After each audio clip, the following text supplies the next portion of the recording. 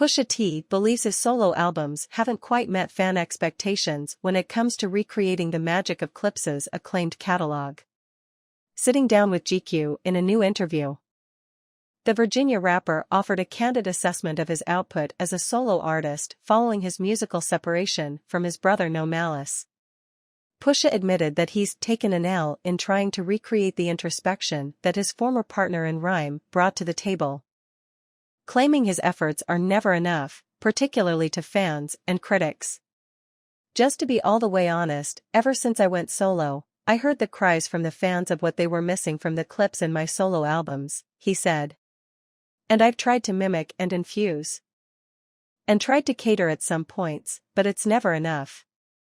And I had to come to terms with that." He actually brings a level of introspection that's like, man, I can't dial into it and do it the way the people and the fans want to hear it. And I've taken that L. He continued, "I'm just saying it's an L, because I've tried, because I know the issue and know that I couldn't honestly check that box off. The people have already sipped the Kool-Aid, right? They already know how it's made. They already understand the amount of sugar that's in it. It doesn't taste the same when I make it, and they know that. So I couldn't necessarily always check that box off, and I was trying to, no lie." Pusha T was also asked if he and No Malice have been back in the studio making music together, to which he replied, "I wouldn't say consistently. But we definitely have been messing around with a few ideas. I've been working on a couple different projects at one time, in between touring, and he's definitely been around and been there to be a part of it. So I think he has been finding the fun in it as well. I don't be pressing it. But it is always fun to watch him have that fun again." He continued, "It has been a problem with me finishing my verse and then him finishing after me and me feeling like, hey man, this is not fair. Something has to give. I guess I haven't heard that level of intellect and common sense in rap in a minute. So it's a breath of fresh air." Pusha T's comments have rekindled speculation that a new Clipse album is in the works, with Fake Shore Drive's Andrew Barber suggesting on Twitter that a project is imminent if one reads between the lines. Clipse tease Moncler x Billionaire Boys Club collab and Stoke calls for new album.